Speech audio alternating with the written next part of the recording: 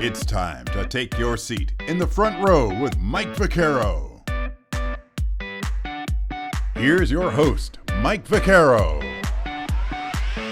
Hey, thank you, Chuck, and welcome everybody in the front row with Mike Vaccaro. I am Mike Vaccaro, and usually behind the scenes, but in front of the camera today, it's our creator, producer, director, JR Quitman. And JR, you're in front of the camera because we've got a big announcement, big things happening for our show here as we have partnered with CLNS Media Network, a group out of Boston, and trying to continue to really grow this show, what we started over a year ago. And certainly exciting times for you and I to be able to partner with a high-quality network and a group that puts out a lot of podcasts, quality podcasts out there. Yeah, it's a good feeling, man. It's really exciting. It feels good to for someone to want to see our product and you know what I mean and want to get behind us and help us grow. And that's what it's all about. We just want to get these interviews out to everybody, to as many people as we can, because you know they're good stories. They're good stories of people who made it to the top and how they got there, and maybe their words of encouragement and everything can help the next person, the next generation want to get there. And joining this group, joining this media group, joining this network is definitely going to help us out with that. Yeah, our thanks to Nick Kelso and their group. Again, CLNS Media Network do a lot of stuff with the Boston Celtics and other groups in the Northeast. But again, a number of podcasts. And through Cedric Maxwell's podcast is kind of how we got connected with them. So it's just ironic sometimes how things happen. You're looking for a guest, and these folks kind of found our show. So again, I know, JR, you and I want to thank our current listeners, viewers, subscribers, those who have kind of kept us going here for over a year as we continue to bring these guests out there. Oh, no doubt, man, no doubt. We wouldn't be here without that support for sure. Like it's been huge. It's been huge to to keep it going when you know sometimes we might have felt like who nobody might be watching or you know what I mean or whatever, but somebody apparently was, and that's why we're here today for sure. All right. So again, that's our big announcement. Now partnering with CLNS Media Network and hopefully again a chance to continue to grow our show. But again, we thank you, myself and JR, as always.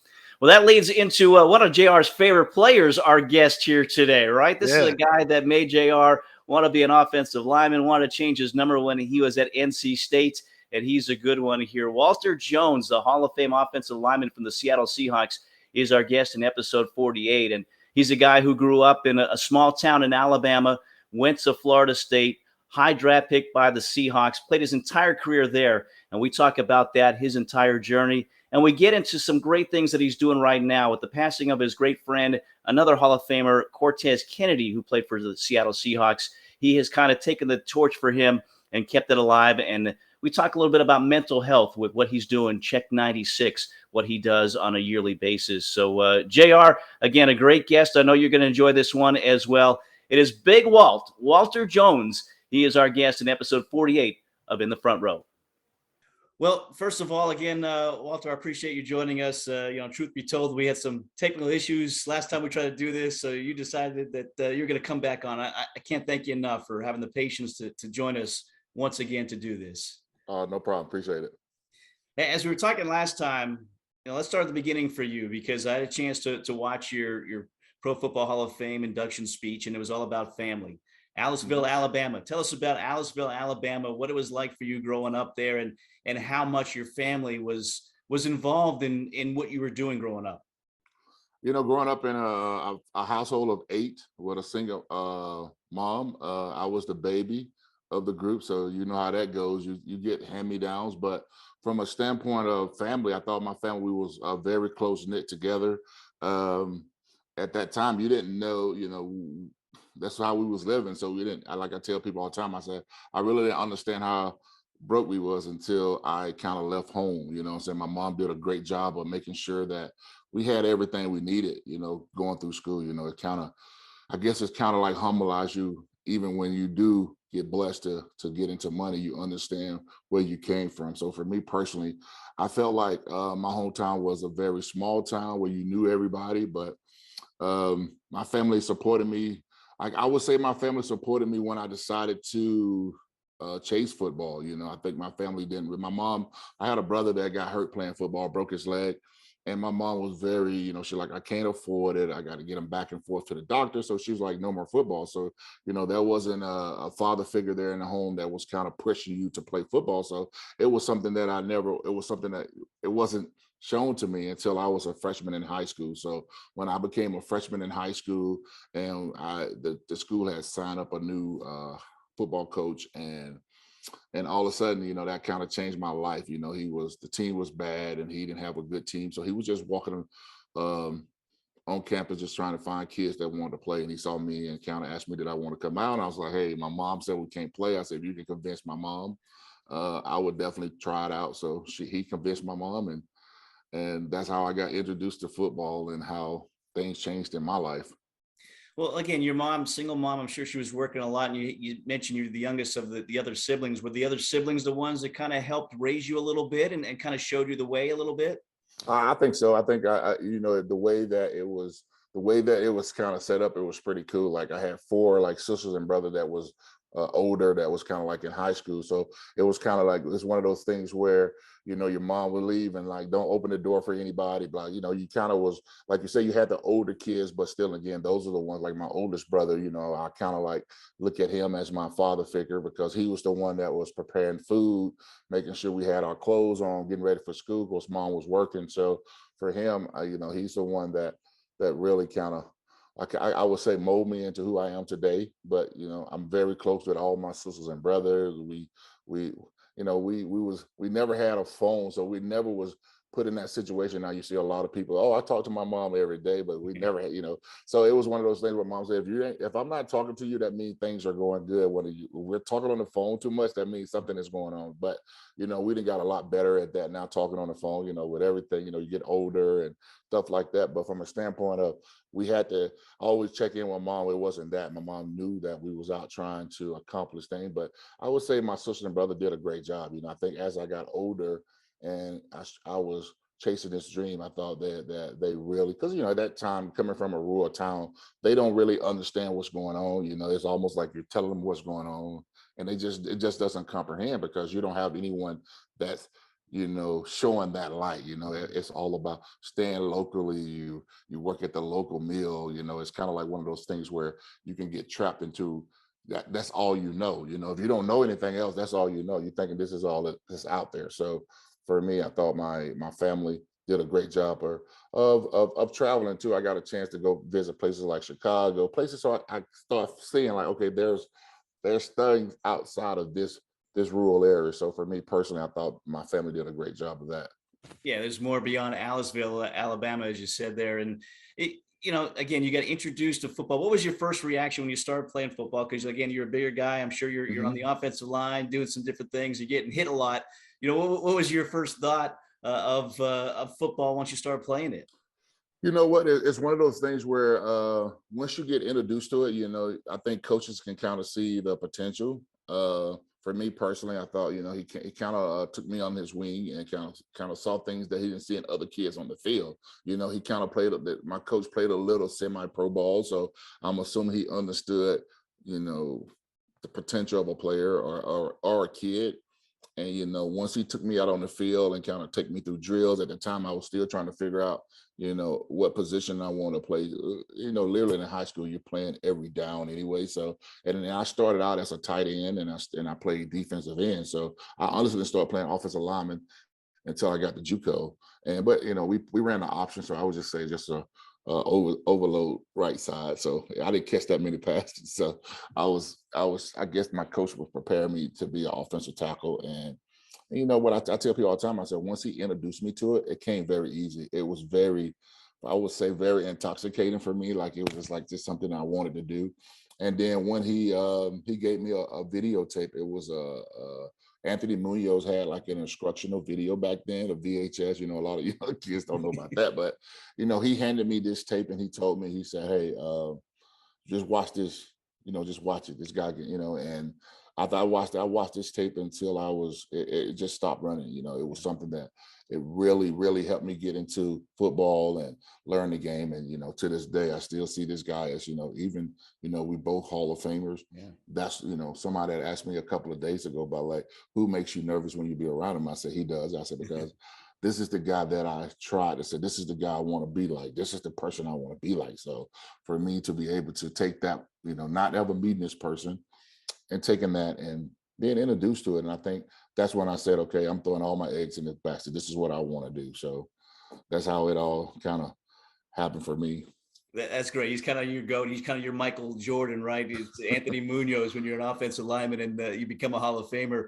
Well, Yeah. again, as you said, you know, from high school, you went to junior college. Last time you and I talked, you said that the grades were the big reason. You had the talent, certainly, but the grades kind of kept you out of maybe some bigger offers, bigger schools. You go to Holmes Community College in Mississippi.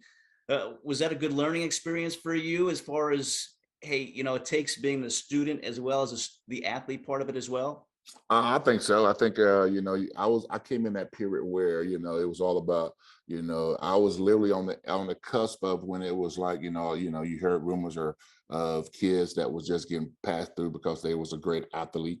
And I came along right when it started getting real tight. You know, you had to, it wasn't about what you do on the football field, it's about what you do in the classroom. But for me personally, I thought mine was more of a rebellion against my mom. It was more of a, because my mom had worked so hard for the first 4 kids. And then when it seemed like it came to me, I think she was just kaput tired. And I kind of like was like, you know, okay, this is what, you know, me being I guess an overthinker, I think. And I just thought like, okay, you don't want to help me, so why should I do it? So when I went to school, I wouldn't do nothing. I'll go there, I'll play all day. And I was playing with my friends, and then I just realized one day that my friends are leaving me and I'm getting held back because I'm thinking that they're sitting up playing with me, but they're doing their work. And then I just realized, I was like, man, I got to get myself together. And that's when I started doing my schoolwork. And I said to myself, I said, I put myself behind the 8 ball. So now when I talk to young kids now, I always tell them, I said, you want to, if this is something that you want to chase, or, you know, you probably your 8th grade year or your freshman year, you kind of figuring, thinking like, okay, I may can play somewhere else. But a lot of times kids don't understand that your freshman year can affect what happened your senior year. So, you know, because it's all a cumulative grade. So it's all about what you do in those 4 years. And so I try to express that to a lot of kids, you know, no matter what you can do on the football field, if you don't have your grades, ain't no school gonna look, because there's too many athletes out there. There's too many kids that want this dream. So if you don't get your schoolwork, so for me personally, it was a total learning lesson for me. But for me personally, like I said, I didn't start playing football till I was a freshman in high school. And then I played my 3 years, and my junior year would have been my last year playing ball. So my coach figured a way that I could take my 11th grade courses, and I was taking my 12th grade courses by correspondence. So basically, you know, I was like, when I tell you I put my eggs in a basket, I did. I cut out everything because I didn't have time to do anything but play football, go to school, night school at night. So you got to think about how much you was putting into that. So for me, and then once I got a chance to a school to look at me, and then I went to JUCO. I thought JUCO was just another, I call it football seasoning for me personally. So it gave me an opportunity to play at another level of football where it's not so high profile. So now whatever you do, it's not going to be plastered all over TV or in the newspaper. So for me personally, it definitely helped me to continually chasing the dream of playing football. So me personally, I tell people all the time, my 2 years of JUCO was the best time of my life because it was my first time away from home and learning the game, meeting other people, you know, people that are chasing that same dream. So for me, I thought JUCO was the best time for me anyway. So Well, it was a great time athletically for you. 1994, you're the Mississippi Junior College Player of the Year, offensive tackle, tight end. You only allowed 1 sack there as well. Again, was that kind of in your mindset? Okay, you know, I'm ready for the next level. And what was it like, you know, when the Power 5 schools, the Division I schools started calling for you? you know, it changed it. You know, I was when I, like I said, I had my grade issue. So when I was doing my recruiting and stuff, I literally had to do it myself because my name went on the list. So I got an opportunity to go down to Florida State for a summer camp. And this is like kind of when I put myself out there. I did a highlight reel, I did a full game. And from that point on, Florida State was interested from day one, but they was like, well, if you can get your grades or you can get out on time, we will love you. So I kind of stuck with Florida State. I was going to do whatever they told me to do. on that point. So they helped me find my JUCO because I was kind of late behind the ball. So, and basically it was more what school would take me. So when they decided to find me JUCO, Holmes Community College, they didn't know what they had scholarship wise. It was more of a meet and greet, and as they see me, they like me. So literally, I went to met Holmes Junior College coach and sat in there, talked to him for a little bit. And he didn't watch no film or nothing. I'm assuming he think, okay, he's coming from Florida State, or Florida State sending this kid's got to be okay. And soon as I got there, probably for an hour talking to the coach, and he was like, I got a scholarship for you. And I asked him, I said, so you didn't watch any film, why would you give me a scholarship? He said, you passed the eyeball test. So that's kind of how it all started for me. And kind of like how it all started for me, like I said, I got an opportunity to continue playing football and learn how to play football too. So it was a fun time for me. Well, again, something probably your mom did right. You passed the eye test there from a standpoint of being a good kid and looking the part as well. So certainly, Bobby Bowden saw something in you. What was it like when you eventually got to Florida State, playing for the Seminoles, playing for such a legendary coach?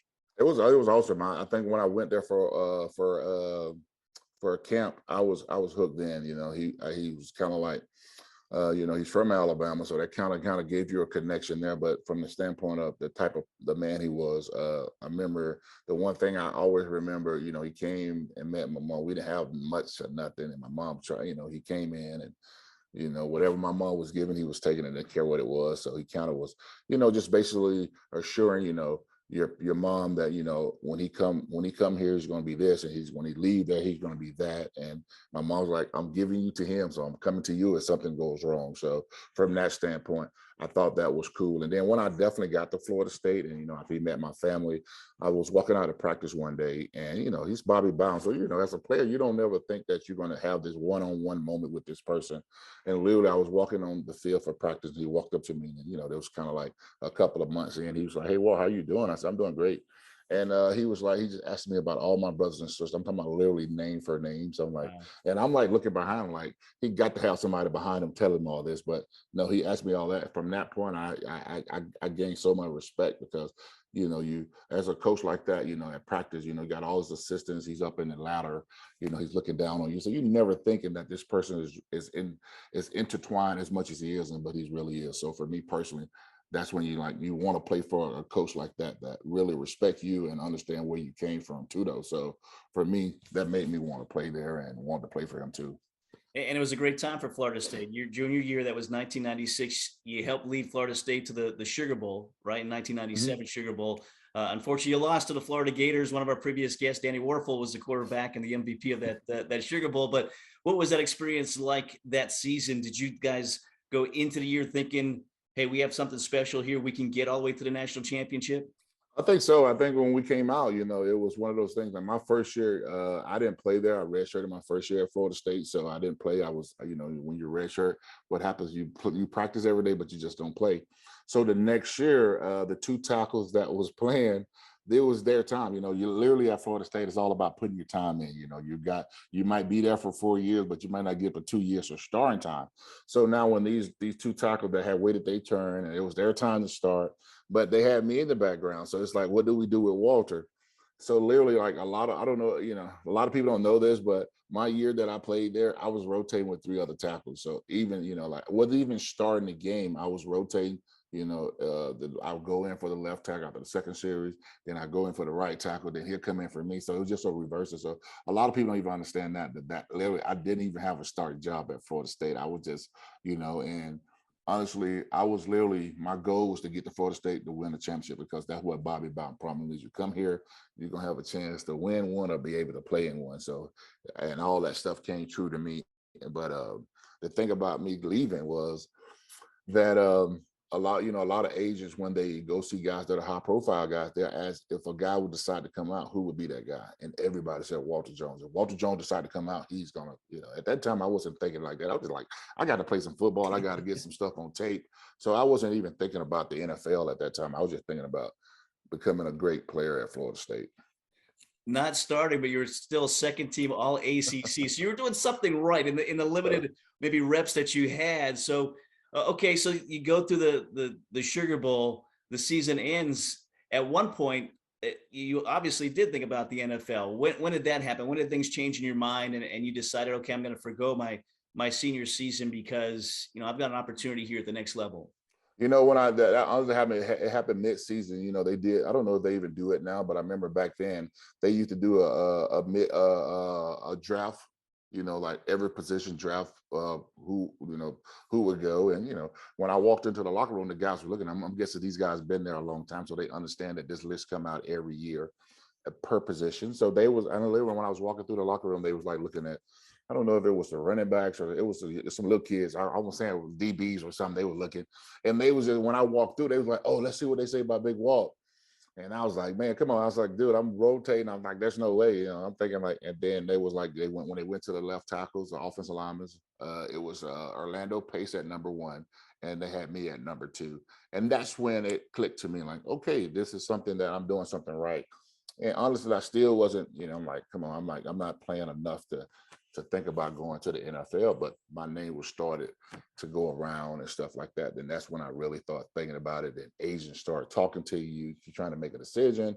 But I would just want to I just want to win this championship, man. Like, let me win this and let me think about it. So, and I honestly didn't really think about it until I didn't make my decision until I got back out of Sugar, because I didn't know what I wanted to do. Because I remember this is the pressure that you got put on. Like, there was rumors around that say, okay, Walt is thinking about coming out. So after we lost that championship game, as soon as we got done with the game and we was in, do the talk, Bobby Bowden got up and stood up and said, "Hey, I know some guys thinking about coming out, but hey, we're going to have some great tackles next year. We can come back and win this thing." And I was like, man, that's some hot pressure. So I didn't know, like, man, this would be my opportunity to win one.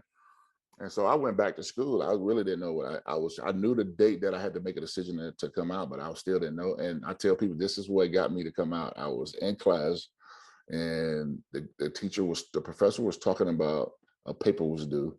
And when you get out for the bowl games, you're out for like a month and a half, so you're not doing no schoolwork.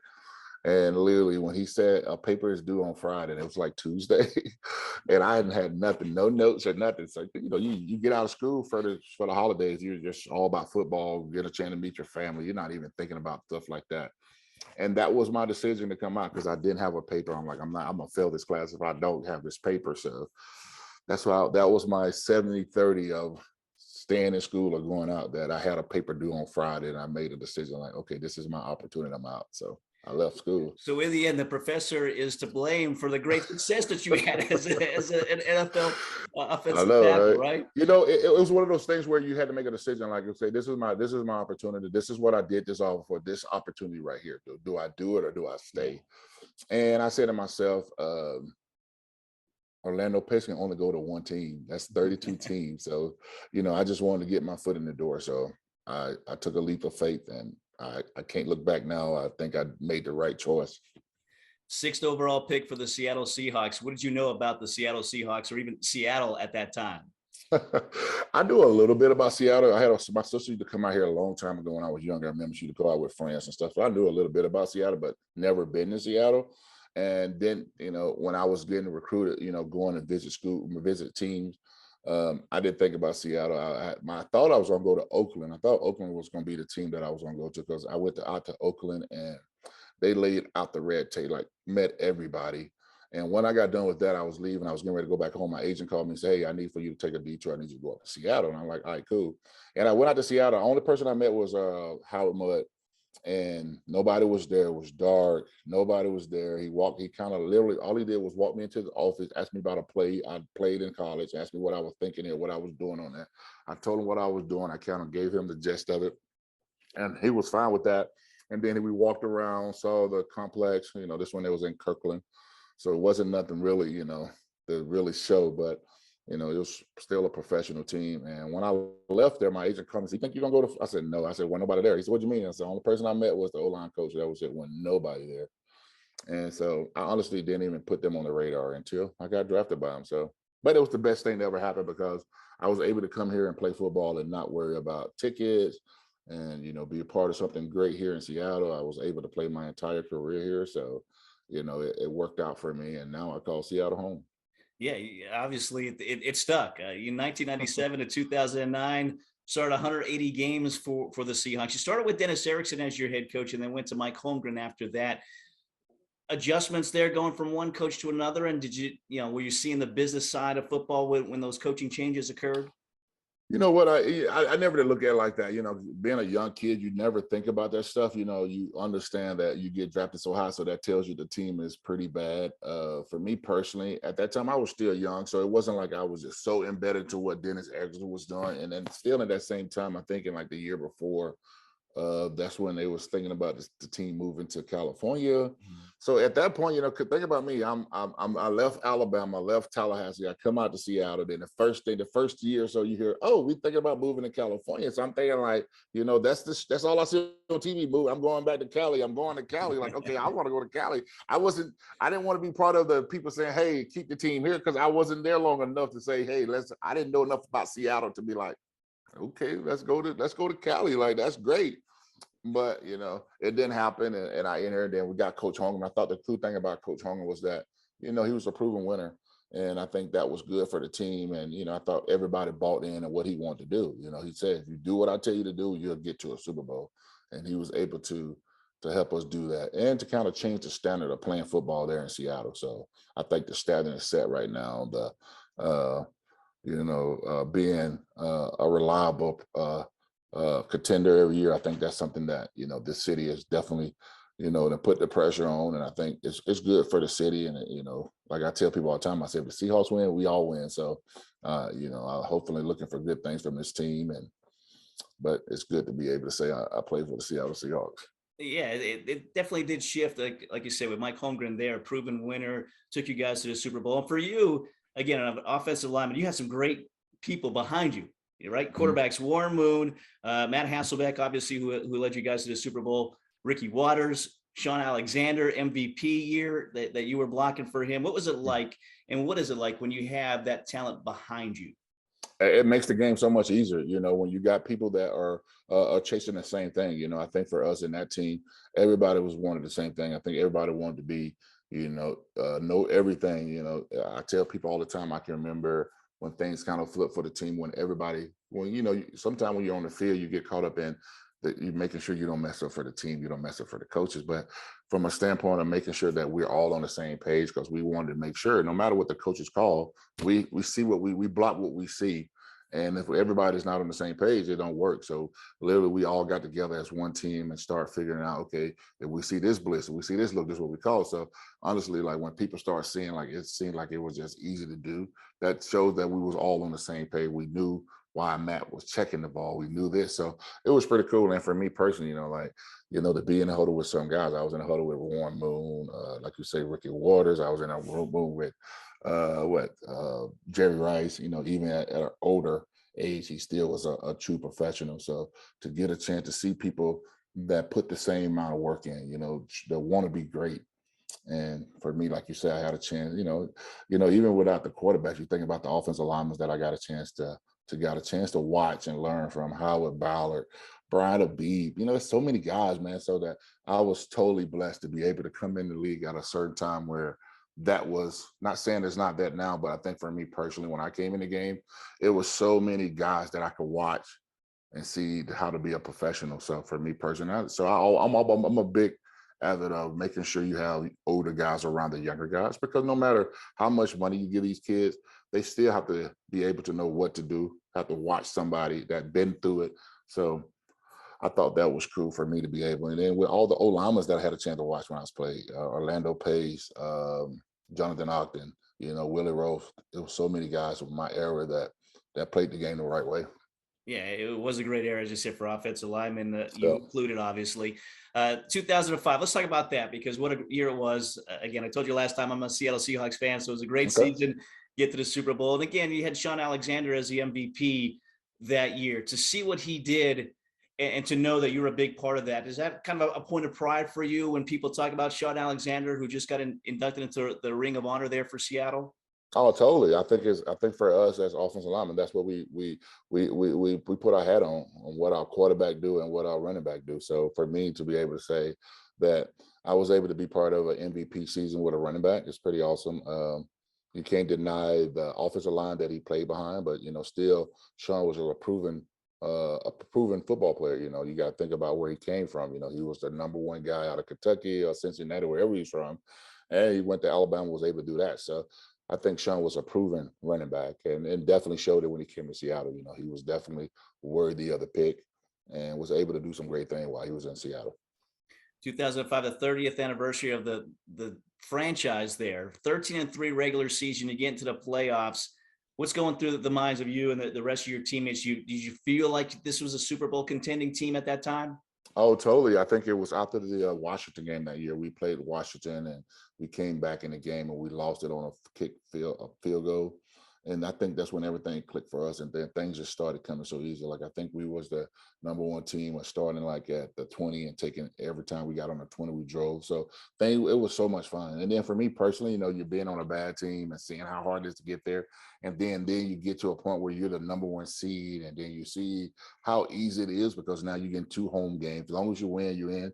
So it's like one of those things like, man, I see why all these other teams, these great teams, was able to complete this, but they had a taste of it, you know. So if you don't ever have a taste of it, you don't know. So you got these teams that, okay, if you're a number 1 or number 2 team, you get a bye. And now you got to play for 2 games to get to the Super Bowl. That's easy. So I thought, like, if you don't never get a chance to witness that, you don't understand. So until you get to that moment where, you know, now you understand what it's all about, records and making sure you're the number 1 seed, because when you're the number 1 or number 2 seed, or, you know, it's pretty easy for you, but still, you know, you get a 6 seed or whatever and get hot and, you know, win. But still, again, I think once I got to that point, I realized, like, man, we were so far off, but now we here. So forever to be able in that moment, you know, to be able to say that I was part of a team that was the first team to get to a Super Bowl.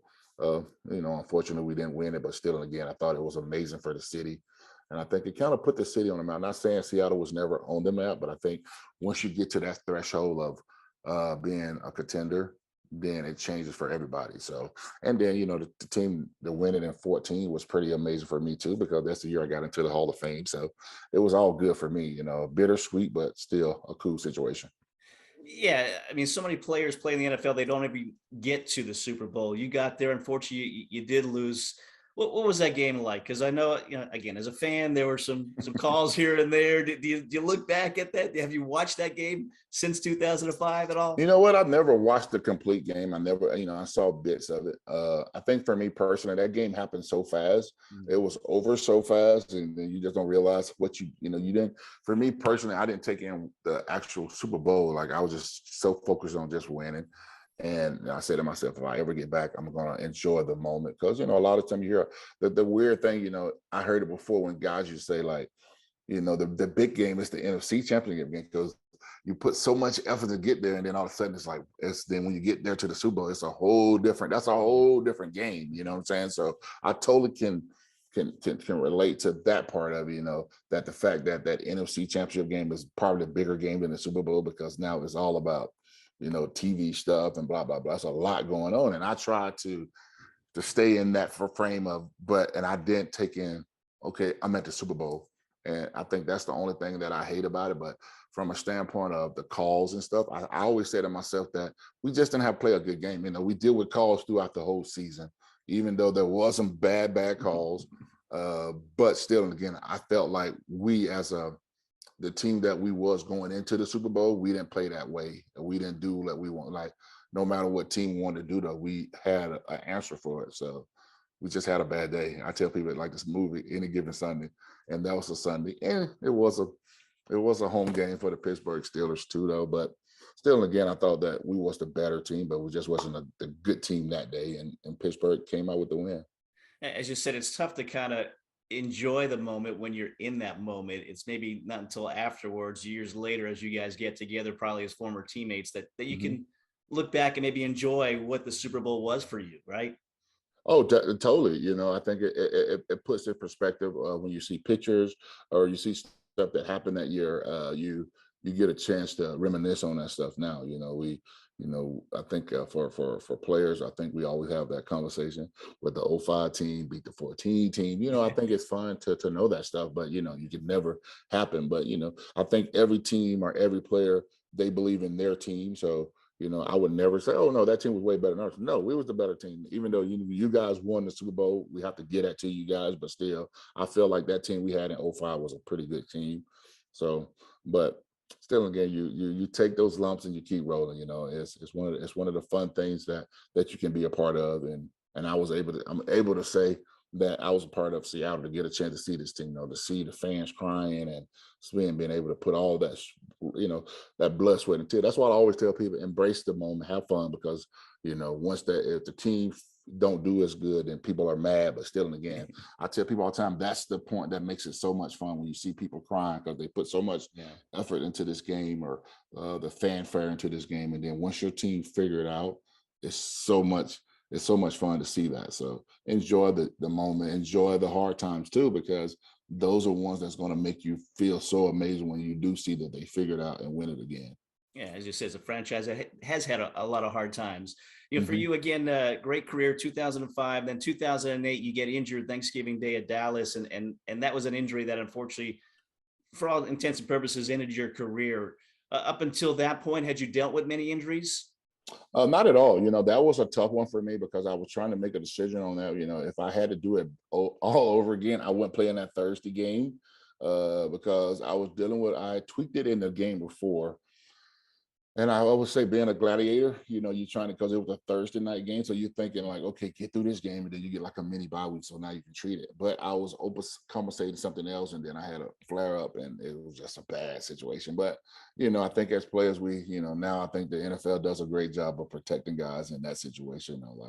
You think, if you talk to people now, they're like, man, you shouldn't play. You're not thinking that when you're playing the game. So you want to be there for your team and all that stuff. So, but, I think, it's true when they say, you can leave the game, or the game, you're going to injure, you're going to leave the game. So, and 9 times out of 10, it's going to be something where you can't play it again. Because I feel like if you can play it forever, you would. You look at Tom Brady and what he's doing, and a lot of people ask that question. I just say, he's just playing a position where he can do that.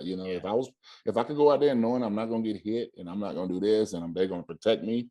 It's all about the quarterback. And I think if once you understand that part of the game, I think you can have a fun time in this league. But it's just part of the game. They're going to be able to play forever, because they take care of their arms and stay in shape. They can play forever now, because they don't get hit like they used to back in the day. So, yeah, but the trenches, you're lucky you don't get the knee torn up every time, twisted, exactly, cut, everything else. So it's Mm-hmm.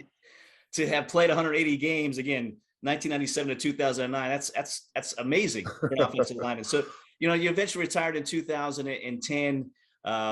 9 Pro Bowl selections, 7-time All-Pro.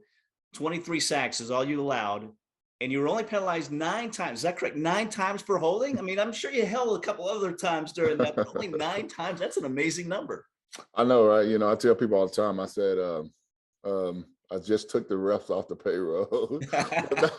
but no, you know what? I think it's one of those things where you just you try to want to be, I tell people all the time, I had some great guys that I could watch playing the game, and you saw their stats, you saw they give up sacks. So you had to go out there. It's almost like you're in a competition with guys you really not having, you're not talking to those guys, but those are the guys you got to beat out. You go to the Pro Bowl and they're only taking 3 tackles. You got 6 tackles that are considered all pro tackles. So you got to try to find ways to say, okay, how do I get in front of these guys, because these guys are household names. So for me personally, those are the things that you work on when you play the game. Okay, can't give up a sack, don't give up penalties, don't do this. Those are the only things that your name don't get called until you get a penalty on you. So you try your best not to get your name called during the game.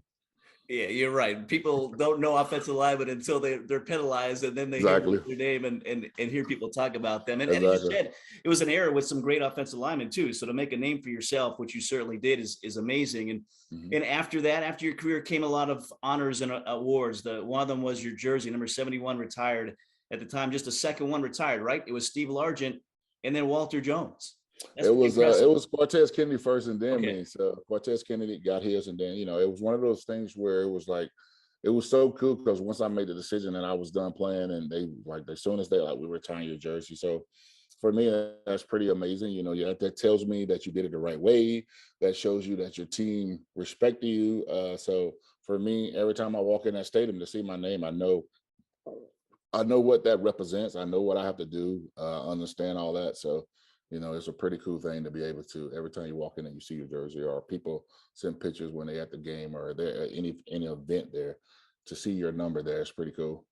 Yeah, in the Ring of Honor as well, you had a chance to, I'm sure, to raise the 12th man flag. What's that moment like as well? From, again, from the Seattle perspective, it's a big thing to have that person raise that 12th man flag. The 12th man are the fans behind the team. What was it like in that moment? It's pretty amazing, though. I think it's the way that they have it is pretty cool. I think, you get up there with the 300 level fans, it's kind of get pretty wild.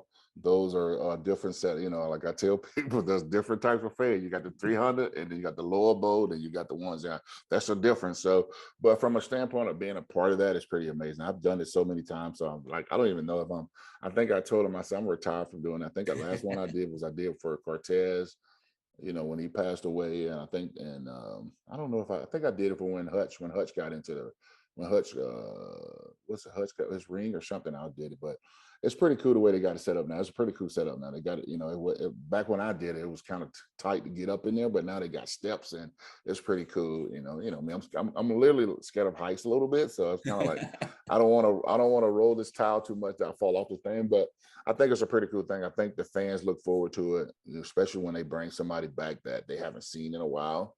So I think that's a pretty cool setup. And it's kind of, especially when the team is winning like this, now you start bringing in these types of players that's going to really get the crowd in it, because the crowd understands if we're hyped, that's going to help the team. So it's a pretty cool experience. Yeah, and it's great to see so many of those guys stick around the area or come back and still be involved with Seattle. It's great to see. And again, it was great to see 2014, you get inducted into the Hall of Fame, first year eligible. Tell us about that call, when you got the call from the Hall of Fame, and the emotions maybe that were going through your mind at the time. It was a pretty cool situation. And, the cool thing about that, the game was in New York City. So everything was kind of, they was taping the award show, and they trying to keep you not telling nobody. So, and you get to the top 15 guys that are thinking about going in, and they bring all those guys out to the bowl site. And the day that it happened, it was one of those weird things, because I had looked at the schedule wrong. And so I thought I had more time. So it was me and my son. So I was like, hey, let's go walking around. Let's go out to lunch and stuff like that. But then when I looked at the schedule again, like, we're supposed to be ready about an hour. We literally, when I got the phone call, I was sweating, because I was trying to help my son put his tie on, back, in New York City, the hotels are not that big anyway. So you think about it, they trying to put all us in this room was so small. So it was just crazy. But I think for me personally, to be able to have my son there to make the phone call, he was right there to be a part of that. And, the weird thing about it, I literally, you met everybody, like the 15 finalists, and then they break it down to like 7 guys. And then the first thing I thought, when I got it, I thought about those guys that didn't get the phone call. I know that's a weird thing, but I thought about that, like, man, that's kind of like, wow, you come out here, you get part of the fanfare, and then all of a sudden, boop, you're nothing going to happen. So, but it was an amazing moment to especially with my class. Like, I got an amazing class. So for me to be able to be in there to see those guys on motion, especially like, I was first ballot, but then you had a guy like Andre Reed that's been waiting for like 7 or 8 years, and to see his emotion was pretty amazing. I think and to be able to do it there, and to get that call when Seattle was on the verge of winning their first ever Super Bowl. So to be able to be on the field to see that was pretty amazing. Does it mean more that it was in your first year? Oh, totally. I think anybody would not say, you always, when you talk about Hall of Fame or people say stuff, the first thing they say, first ballot, that's a cool thing to have in the front of it, first ballot Hall of Fame. So I think, I don't think for me personally, I was never pushing towards, I never had a dream of saying I'm going to be a Hall of Famer. I never did that. Never. I wasn't into football that much to say, oh, I want to be a Hall of Famer. I didn't think about being a Hall of Famer until I went to Cortez Kennedy enshrinement. He was like, Walter Jones, you're next. And I was like, what?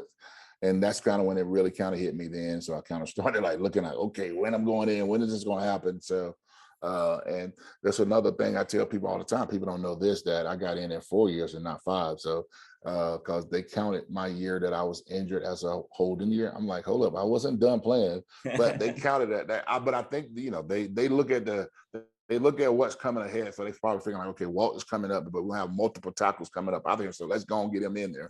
So I literally got in the Hall of Fame in 4 years, because I literally asked him, I said, hold up. I said, I shouldn't be available till next year.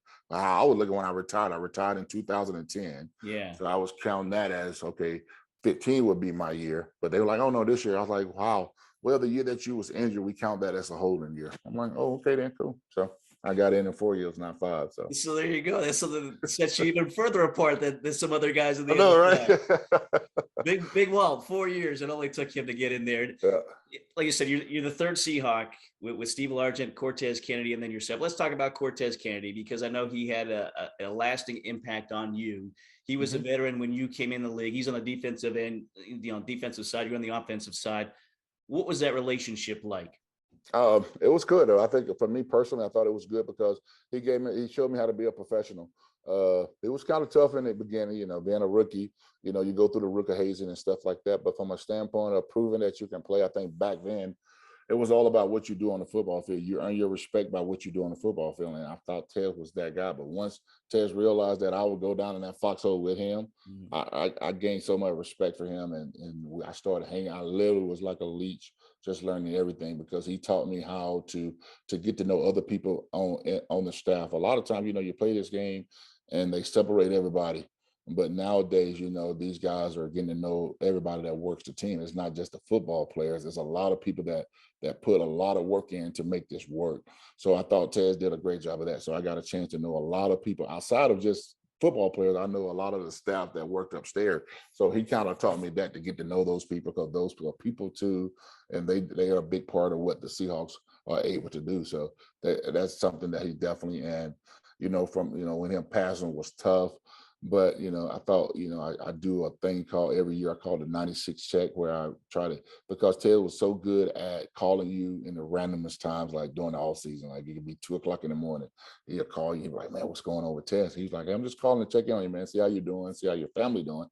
So for me personally, and then when I went to his funeral and I met other people outside of football, that was the first thing that everybody said, Ted will always check in on you. So I kind of took that as something that I wanted to do in his remembrance, was, do a 96 check for his number and stuff like that. So just to check in, just make it big on that day, tell people to do it all the time, because, as football players, we try to hide anything that we got going on in our life. We're a very private person, or even if we get sick or anything, we try not to let people know that. So I try to just encourage people to check in on us, because we're gladiators. We think we're tough, but from that standpoint with Tez, I always, if I got a mild headache, I tell everybody I'm not feeling good today, or I got a headache, or on this or this. So I don't hide anything that I've got going through. Before then, I would not say a word, like I can't get sick, I can't do this. But now I understand that there are people out there that can help you, family that can help you. So I always want to let them know what's going on with me, so they'll know if something happened. They know, well, he was saying this and saying that, and not,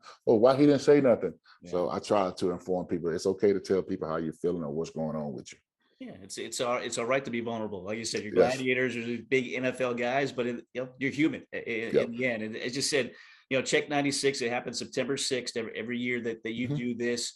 And I know it ends with a very special call as well, right? It ends. You talk to his daughter every year. Every year, I talk to her most of the time a lot, but for me personally, I think it's one of those moments where, she's backs at what I do, and she thinks it's an amazing thing. So for her, and it's so hard to talk to her because she looks just like Cortez. It's tough, but she's becoming an amazing young lady, doing great things right now. So, as a, I guess you say, as a father, somebody that looks after her, because, I don't get in her business, but I'm always watching and looking, and always there to let her know, hey, I'm here for you. You ever need anything, because still you have to let young people find their way too, though. But you just want to let them know that you always got someone if you need someone to call or talk to. And you started this. Is it something that has spread? Do you see your other teammates or other guys in the NFL that have done this, call and check on people? Oh, totally. I think it's a big thing. I think the NFL does a great job of, this year, definitely they did a great job of making sure that everybody got a chance to do it. And, I get multiple calls, emails from a lot of people. I didn't realize, like, I'm best friend with Mike McCready from Pearl Jam. And he was telling me that he implemented with a lot of his celebrity friend, rock star friends, because I didn't know it was that big in that profession too, suicide and stuff like that we don't check on guys once they're I guess you say once their light goes out or something like that. So it was something that, and the thing about it, at first, when I first started doing it, I was just saying players, then I started saying like family and friends and everything. Now I get people that are not even, just random people say, dude, well, I love this fact because it makes you, because we get so busy in our life anyway. Everybody get busy. We got stuff going on.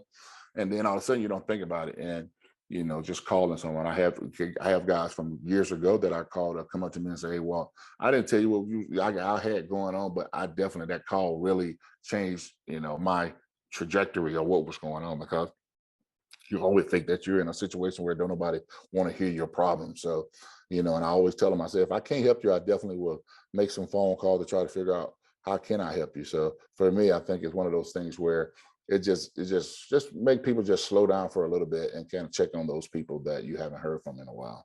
Yeah, I think mental health has become, on the forefront of people's discussions anymore these days, which is great. And especially, in athletics and athletes, when they can talk about that, I think it opens doors for other people to do so as well. So I commend you for what you've done, what you're doing on that side of things. I love that you just threw in the Pearl Jam reference, like, oh, no big deal. Me, Mike McCready, just buddies, right? Your best friend is just one of the lead guys at Pearl Jam. I know, right? It's one of those things where I met them a long time ago, and it was pretty cool to meet them. I don't know a lot of their music, but just to get to know them and just hang out with them, they're pretty cool. You see the same determination with those guys too. They put the work in and they put the time in, so in their craft. So it's pretty cool to see that part. It's pretty awesome. Yeah, they're Seattle guys. So, I mean, why Seattle for you? Again, you grew up in Aliceville, Alabama, a lot of family there, played in Seattle. Obviously, you found a home there. Why has that continued to be your home? I think the opportunities are better for me here, just on a standpoint. I do a fifth quarter here. I do that. I've been doing that now for 5 years. I enjoy it. Not looking for anything else. A lot of people are like, oh, you're going to go, like, I'm like, no. I said, I talk to a lot of guys from like ESPN and stuff. That's a lot of work, soon as it's over on Sunday, you're back to getting ready for the next week. So it's a nonstop process. I'm not saying I couldn't do it if the situation presents itself, but I'm really enjoying where I'm at. I tell people all the time, I'm pretty at peace where I'm at in my life. And I chose Seattle because my kids love it here. Like I say, I went through a divorce probably about 10 years ago. And so I was trying to see how I was going to handle it, because I had a house in Alabama where my kids wanted to stay here. So my kids started playing sports. And I was just going back and forth. And I was like, man, I said, I can't do this. So I just decided, okay, I'm going to sell my house and I'm going to move back to Seattle. And so when I moved back out here to Seattle, and then opportunities to start, like I say, the fifth quarter thing just happened just out of a whim. I met them in the elevator one day and I was like, hey, I heard y'all looking for a new co-host. And they're like, you're in Seattle, you living full time? I said, yes. And so I went in for an interview, and everything, the rest is history. Has been now I'm going in with my fifth year doing this with Paul Sylvie. So it's pretty cool. He's, I guess he accepts me now as being a co-host with him now, but it's been fun. I think people enjoy what I do on there. It's one of those things where it's you can watch the game and then go and talk and be I think you give a player's perspective that, it's not about X's and O's. It's just about, I try to ask questions that I think fans want to know about players. So it's been fun just getting to know these guys in a different light. And I'm sure. But then, like I say, sorry about that, but saying like, why I choose Seattle? I love the city. Me personally, it's great for big boys. The weather is great. You have a great time. But me now, I enjoy this time of the year because I tell people all the time, I say the sun hibernates, so you don't see it a lot, but I enjoy the coolness and stuff like that. So that's why I love Seattle. And like I say, I've been here for 23 years, so that's the only thing I know. So I don't even know if I could go back home to live. I think it's too slow for me now. So. Well, you said you're big boys, so the humidity in the South, I don't know if you can take it anymore. I can take it just a little bit. I went down to Florida last year for like 2 months. And, like up here, you deal with arthritis and stuff. And I literally was thinking about it for a second, like, man, I might have to find me a place warm during the off season, because literally I was talking to my son. I said, man, I'm down here. I said, I feel like I can do a couple sets. I said, you get down there heat, your body lubricates, and it just feels so. Like I tell all my friends, I say, I totally get it why y'all like to be in the hot, but I said, I'm a 4-season type guy. I want to see the 4 seasons. I want to put my hoodie on in the fall and the winter. I don't want to. I was down there one year for Thanksgiving, like in the mall with slides on. Like, this just feels weird. So, but I guess I could get used to it if that's something that becomes of me. But I don't know yet. Not now. So I love Seattle. Well, again, you're following this team, so I got to ask you about this team. A great start for them in first place in the NFC West. Nobody envisioned this, I don't think. Maybe internally they did, but what's your takeaway? Why is this team having the success that they are right now? I think Pete is back where he was before in the beginning, where you got guys, even though, you have some great guys to come through there that was, you got to remember those great guys had chips on their shoulders too, though. So I think Pete plays into that well, where you get these guys that thought that they was going to be this or that, and then they don't. And then you get them here, and then you get them playing with a chip on their shoulder. And then I think for a lot of kids here, these kids have grown up watching Seattle. And, you think about these kids are rookies. So you got to think about 2014, these kids were just getting into football. So you got to think about at that point, Seattle was right there in the mix of every other year, after, especially, right there in the cusp of when they won it the year after, the second year they was back in the Super Bowl, you know what I'm saying? So they was contenders for about a 4-year period there where they was everything, you had the Legion of Boom. So all those guys that are playing for Seattle, they saw that. So they know the standard set. They know how that can be something great right now. So you get all these young guys that are buying in, like they say, or that they didn't figure it out. I felt like in the beginning that, the defense was kind of like not playing. It was just trying to figure things out and not just playing football. And I felt like they now is like, it's click ever since they signed Bruce Irvin. I don't know if he kind of told them like, these guys are not playing. They're thinking too much. So, and then now you just start changing that defense. The offense is what it is, what Pete wanted to be. And I think Geno fits that mold perfectly for what Pete wants to do with his quarterback, no turnovers, protect the football, play good defense. And I think once you get a team to buy into that, and now you're seeing the success of that, that's all that they're going to do is just get better. And every game they play in is going to get confidence. And then, they're going to start, still to now you look at the game this weekend, they still are underdog. You're like, are you serious? But I get why. It's Tom Brady and what Tom Brady was able to do to the Rams, so I get the betting game. I get what they're thinking, but I saw a lot of posts where it's a big Seahawk falling over there in Germany right now. So I think that's going to be a great turnout. But I've been telling people that for the last couple of years that internationally, Seattle is pretty big. When I went out to London, it was big. And I know a couple of people from Germany and there, because I don't know why Seattle was the team that they all latched to, but it's big over there. So I'm thinking it's going to be a big Seahawk turnout for this game, but still. We have to beat Tom Brady. You saw that game last week. You saw the intensity that he played with in that last drive. So it's going to be tough, but I think this team here is built. I think you still want to play against the best. So, you want to play against those guys. You want to see what Tom's going to make you think and make you work. So I think it's going to be a great 9:30 game, 6:30 in the morning game. I think it's going to be one of those games that it's going to be probably the highlight of the NFL week. But it's the fact that it's so early, but I think it's going to be cool for me. I go and get it done and be done by 10 o'clock. So I think it's going to be awesome. I think Tom Brady's going to take it as a challenge. As you said, you got into the Hall of Fame in 4 years. He's going to try to get it in 3 years, I bet you. You know what? I was telling somebody that I said, with Tom, with his age, and he can tend to keep playing, I said, he might get somewhere. They might, as soon as he retired, they're like, okay, you're in the Hall of Fame the next year. We're not going to wait till you get another 5 years. You'll be 55, 60 years. Like, you think about it now, he's 45. He's talking about playing for another 2-3 years.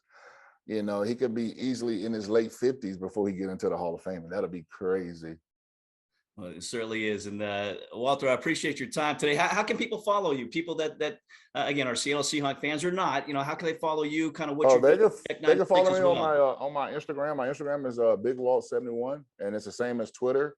They can follow me. That's my Snapchat. That's all my socials at Big Walt 71. So any of those socials you can find me on. Hit me up, follow me. And check out, I got a clothing brand called Best Ever Do It, b2di.com. Go check that out. I got t-shirts, I got hats, I got hoodies, I got short stuff. So go check it out. Best Ever Do It. It's all about being the best version of yourself every time you step out the door. And is there anything on Check 96 that people can follow up on and find some information nothing, on that? Just always check in. I know it's 96 check-in. It's always on September 6th, but it's all about, doing it anytime. So, it's not about, doing it on that date. It's all about checking in on your friends and family. So go and check in on your friend and family. Those ones that you haven't talked to in a while, or the ones that you haven't heard from in a while. So check in on your family and friends. Great message. We'll end it there. Walter, thank you so much for your time today. I appreciate it, man. Well, again, my thanks to Walter Jones. Again, the second time we had to do that because of technical issues the first time, and great to allow us to have his time once again. So we appreciate him, and also Shelly Schmidt, his agent, who helped arrange that. And once again, our thanks to CLNS Media Network, the new group that we're partnered with. Be sure to check out their website and see what other podcasts they have out there. Some great content, not just in the front row with Mike Vaccaro. But we do appreciate you joining us here today. As always, we remind you to like and subscribe our episodes. And another guest in the books, episode number 48 with Walter Jones. We'll have another great one coming up as we're approaching the countdowns on to 50. Episode number 49 comes your way next week. Hope you'll join us for that. Until then, thanks for joining us in the front row with Mike Vaccaro. Have a great day, everybody.